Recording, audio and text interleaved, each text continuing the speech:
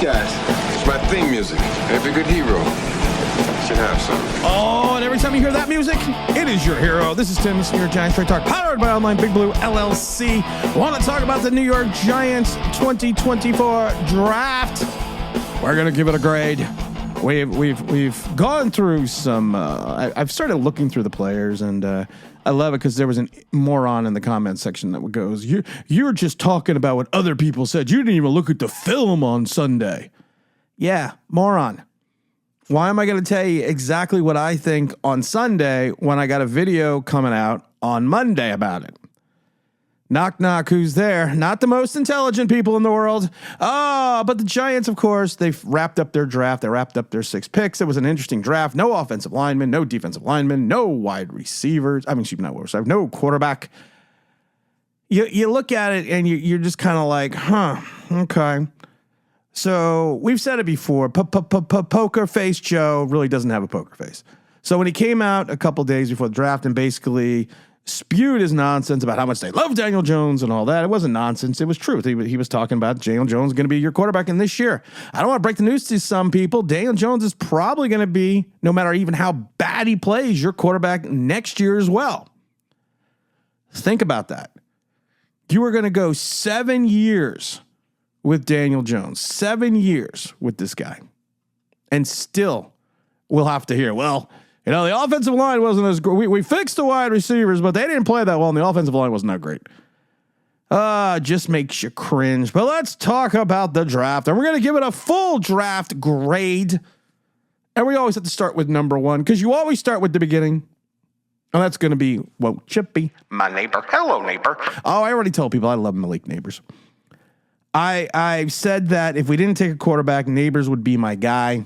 6 feet, 200 pounds, the wide receiver at LSU. Everyone harkens back to the days of Odell Beckham. He's not Odell Beckham. Different players completely. He is just this kid that if you watch him and you just watch him play, and you go back to his freshman year with his 28 catches, 417 yards, and 4 touchdowns as a true freshman, and he just kind of progressed from there on. He really exploded, of course, with the likes of the Heisman rise of Jaden Daniels. So he's not a product of Jaden Daniels. I don't want to hear that. But he had 89 catches for 1,569 yards and 14 touchdowns. He is just that guy that, you know what, he doesn't have the prototypical wide receiver size. Honestly, in my mind, he's probably more of a slot guy. But we have a team of slot guys, so he's gonna have to play on the outside. You know, he's got that frame you just look at.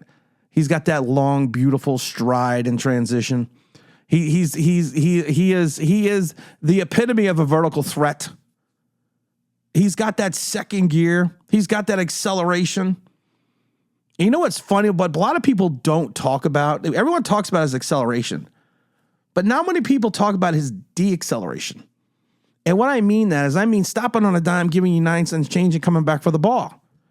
That little stutter step route, that little, stick your foot in the bucket and come back for the ball route that's going to leave some defensive guys still running the opposite direction. I love his hands. That's what she said. Sorry. He's got those bear. We always start. He's got the bear mitts. He's got the ability to snag the ball out of the air. And he's going to run. He's going to be that guy that's going to get you a yak. He's going to be a guy that's going to run after the catch.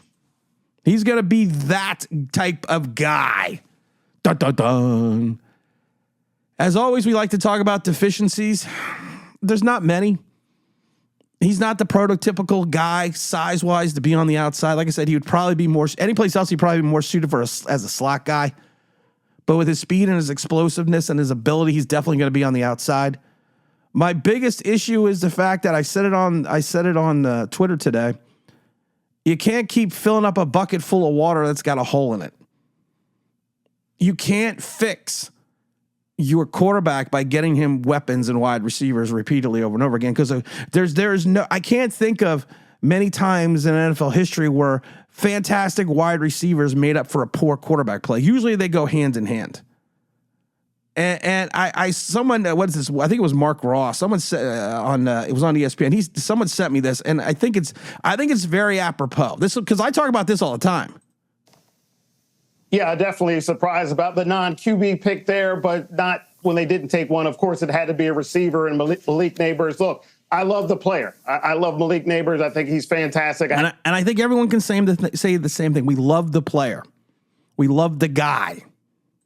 Marvin first, but Malik second. But great receivers don't save bad quarterbacks. And unlike the situation in Arizona that Baldy just talked about, as Marvin Harrison said about Kyler Murray, all he's done is won and produced. You know, Kyler Murray has shown to be an upper echelon quarterback in this league already. Kyler Murray, when he had DeAndre Hopkins, was phenomenal. Marvin Harrison goes and enhances him. But the Giants thinking, I think, is that Malik Neighbors is going to come save Daniel Jones, and that's just hasn't been proven to be effective in this league. You don't do that. You have to enhance good quarterbacks, and I think they're trying to replicate sort of the Odell situation when we took Odell, and who had a historic pace there for a while, but Eli Manning was already a two-time Super Bowl champion. Eli Manning had already proven to be a Pro Bowler, and Odell had enhanced that last year or two there. Whereas Malik Neighbors with Daniel Jones, Daniel hasn't proven to be that guy yet. So I think there's still going to be a lot of growing pains there with the Giants offense. And I think Malik Neighbors will be a fantastic player, but I don't know whether it'll be next year if Daniel Jones is still the QB. And that's kind of the way you got to look at it. And I agree. It's one of those guys that you are trying to fix a car with a shot engine by putting on brand new tires. And I kind of feel bad for the kid at times, because I think he's going to be one of these perspectives that he's going to be open. He's going to be doing a Wando Robinson. Well, now with Wando Robinson, it's harder to see because when he waves his hands, you can barely see him. But it's going to be one of those things that I think he's going to be frustrated at times. He didn't look the happiest in the world when he when he was selected by the Giants, and maybe the Giants turned that around. But it's one of those things you got to take a look at it. You got to scratch your head a little bit and say, okay, it is what it is. And we're kind of going to just have to go from there. But it is what it is. Another thing we got to look at the Giants' second pick in the second round. Of course, in the second round, well, that's going to be the big safety, Tyler Nubin, 6'1", 100 and almost 200 pounds, out of Minnesota. This is an interesting pick, because you got to go through his entire and you don't really have to go through his entire career. It's just he was the number one safety on the board. Now the problem is this. We've talked about this before. The NFL free agency is kind of a precursor to the draft in reference to what NFL teams think is the strength and the weakness of the draft. Evidently, we had a lot of safeties on the market. We had a lot of young safeties and old safeties. Most of them got contracts, and most of them got paid. You look at Xavier McKinney. That is because people thought, same with the running back position. A lot of running backs got paid. Why? Because they knew people thought this was not a good draft for running backs.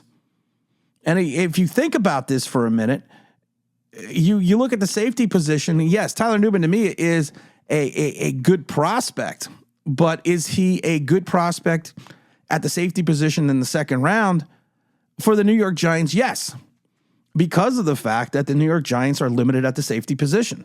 I'm not happy with Dane Belton. I'm not happy with Jalen Mills. I'm okay with Pennock, but you went out and got a guy because of need. And I love it because we talked about before, you can't take a quarterback at 6, especially if it's with Michael Penix, because it's a reach, because you're reaching for a position of need. Well, some of the largest positions of need we had were safety and corner. So I find that very, very interesting that our second pick is a safety. Now, this kid is, like I said, he is a good prospect.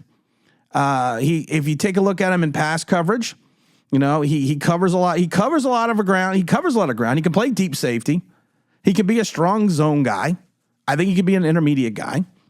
I think he plays with. I think if you watch some of the film, like I did, he's very instinctive at his position. He's good at getting in the passing lanes and disrupting the ball.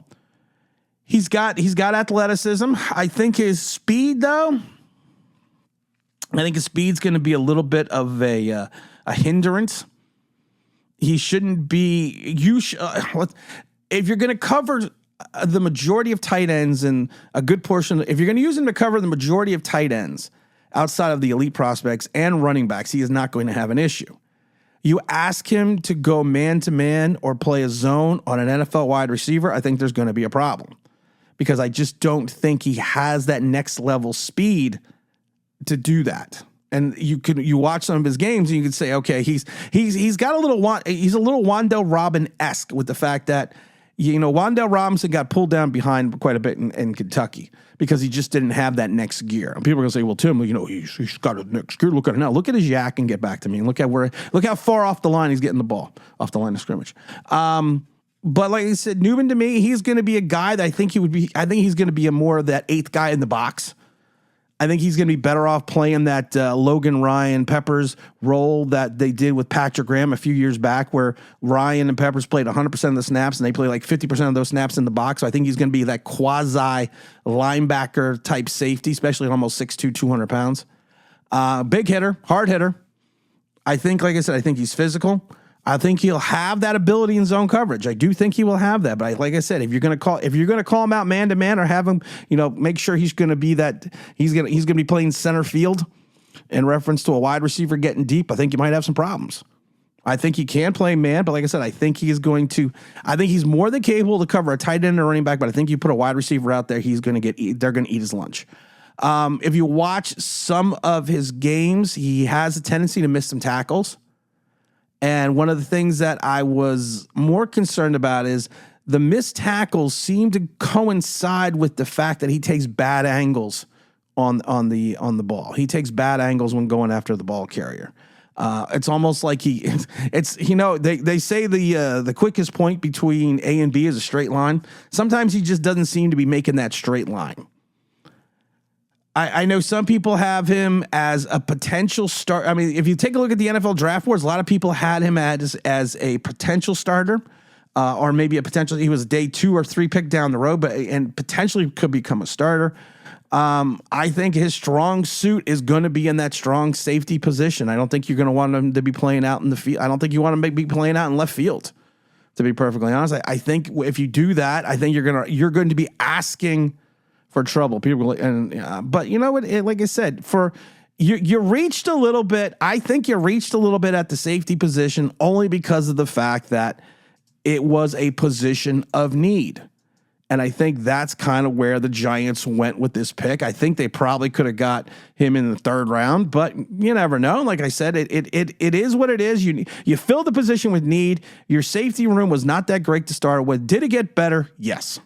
So then in round 3, the Giants once again, not reaching for a position of need, but not, instead of going to that best player available, because Joe Schoen always talks that way. If you reach for a position of need, if you reach for a position, you're reaching just for a need. Well, we went with cornerback. Our cornerback position right now, our cornerback room is just as let's just say it's not on solid footing. There is speculation, and actually we spoke to somebody that works for the Giants. Big L and I did on Thursday night after the draft, which we thought was funny because I literally introduced who I was. So just in case he said something stupid that he knew what I was probably going to talk about it. He basically pointed out the fact that they're waiting for Adoree Jackson to come crawling back to the Giants. But they did go with a corner. They got Mr. Phillips out of Kentucky, 6'10", 190 pounds. He's really more about 185. You know what? It's one of those guys that you went for a position. You went for a position of need. He was listed. I had him within my top 75 prospects. I didn't. I had him in my top 80. So you know what? If you take a look at what he did at Kentucky, you're not like that overly impressed. I mean, nothing he did really, his production doesn't really jump off the board. He started 12 games, had 47 tackles, 1.5 tackles for loss, and 5 pass breakups, and no interceptions. It's not like, he had this, and it's not like he's playing in, on the greatest team in the world. And I understand that. He got phenomenal reviews over at the Senior Bowl. He locked down, I guess, and I do remember it a little bit. He locked down Ladd McConkey and Johnny Wilson. then he showed the intangibles over at the combine. I forget what his scores are, but I know he was in like the 99th percentile for like vertical leap and the broad jump, which is great though, because when you're playing in the NFL, we've talked about this before. Some of the greatest things you need is straight line speed, because the game is played between point A and B, and you never have to move anywhere besides going straight. So jumping straight up and doing the broad jump, yeah, that tells me a lot of things besides the fact that he's athletic. Like I said, but that tells you he is a good athlete. I think he's got good acceleration.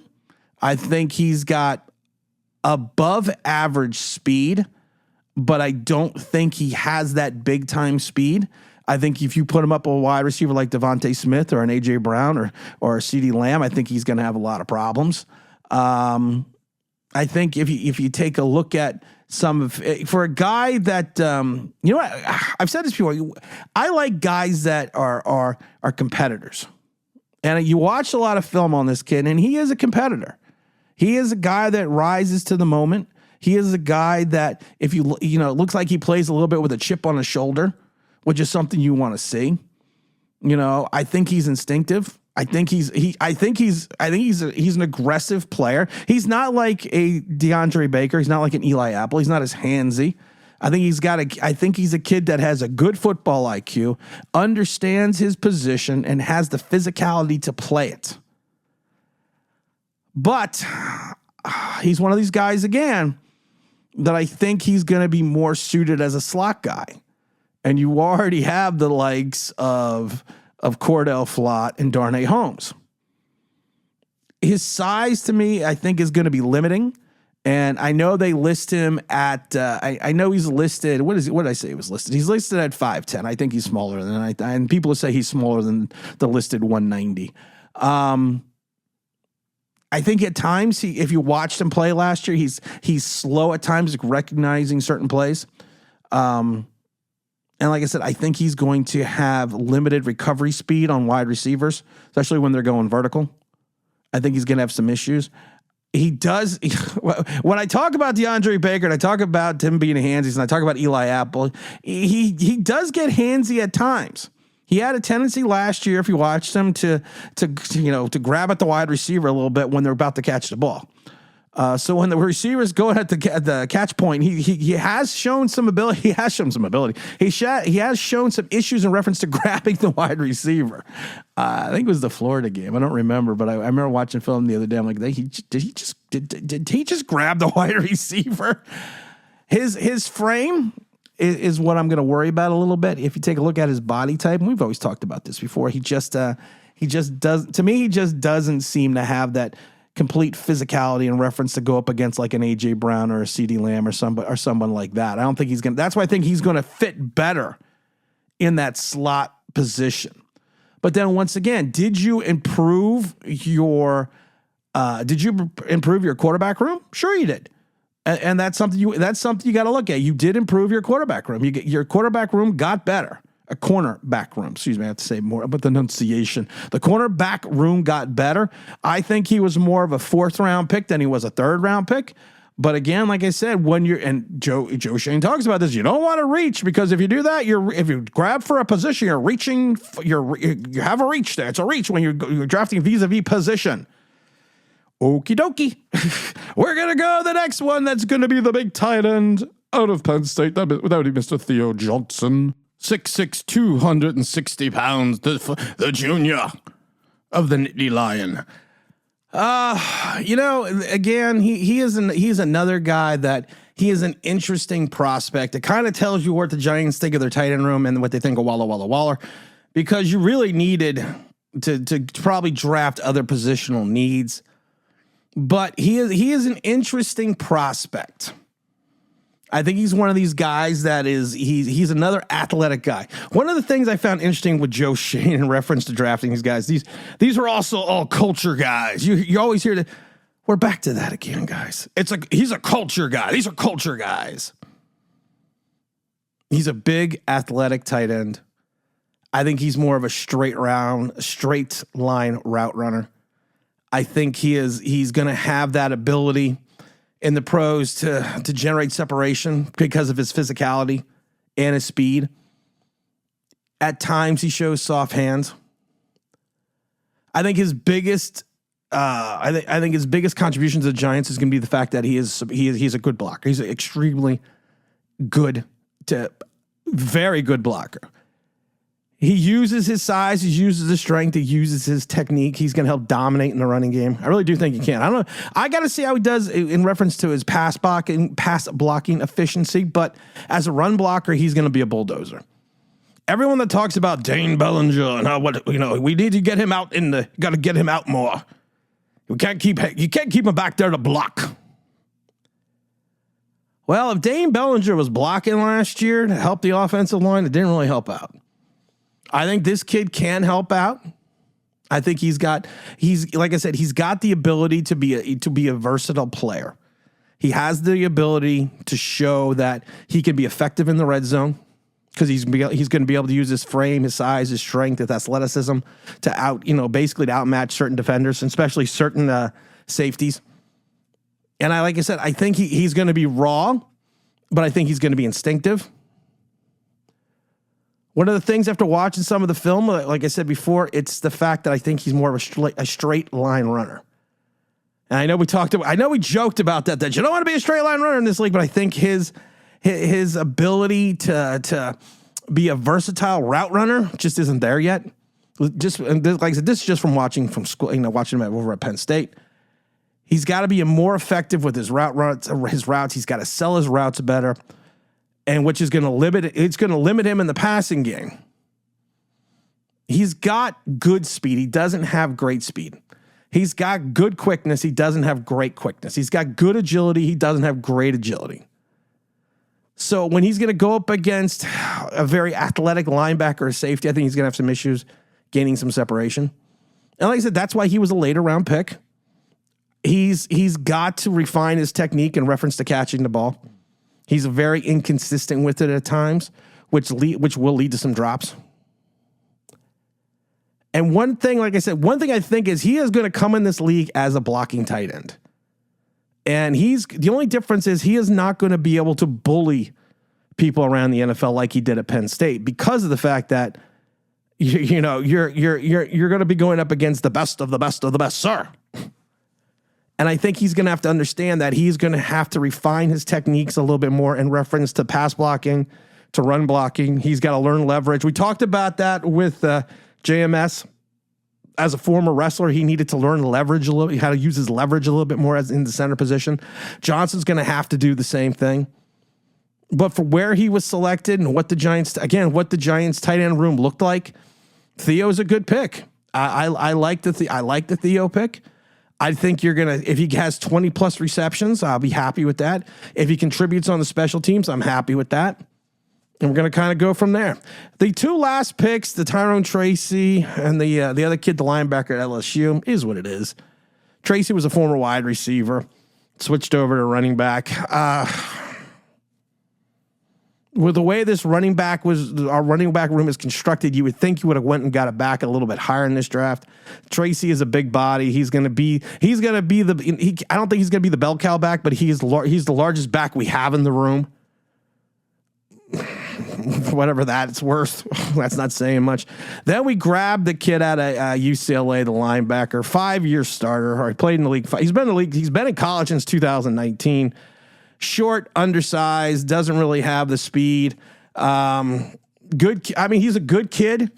He's one of those guys you want to root for. But I've said this before. If you want to compare, and I'm old, and I've said this before, I'm old. But if you want to have a comparison for me, he reminds me, there was a linebacker out of Iowa called, what was his name? Larry Station. Larry was a All-American, I think both 85 and 84. First team All-American in 83. He was a three-time All Big Ten. He was this linebacker that just, he was a devastating linebacker in college. He played all the time. He was a tackling machine. He led Iowa, I think it was back in 84, with 137 tackles. He was a little bit undersized. He was underweight. He was undervalued. But he had a stellar NFL career, college career as a linebacker. At Iowa back in the 80s was a big-time program. But really, he was just, he had an injury in the Rose Bowl.